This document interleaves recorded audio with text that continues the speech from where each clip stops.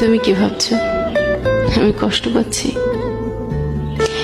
এই যে তুমি ফোন করো না, মেসেজ করো না, তুমি কি ভাবছো আমি তোমার জন্য অপেক্ষা করে বসে থাকি?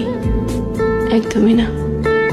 এই যে তুমি প্রতিদিন সকালে অনলাইনে থাকো, কি ভাবছো আমি লক্ষ্য করি? একদমই না। এই তো ফেসবুক খুলে দেখলাম তুমি 5 মিনিট আগে অনলাইনে ছিলে। কি ভাবছো এটা দেখে আমি কষ্ট পাচ্ছি? আমার বুকের ভেতরটা দুমড়ে মুচড়ে উঠল। একদমই না। এতে বরং ভালোই হলো, আমি নিশ্চিত হলাম তুমি আমাকে ভুলে গেছো।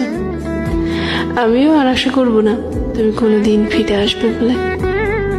না, আমাদের বিচ্ছেদ হয়নি, যোগাযোগ বন্ধ হয়ে গেছে মাত্র।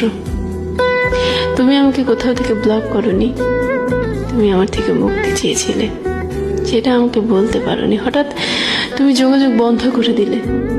আমি বুঝলাম যে যাবার সে চলেই যাবে, তাই বেঁধে রাখার বৃথা চেষ্টা করিনি।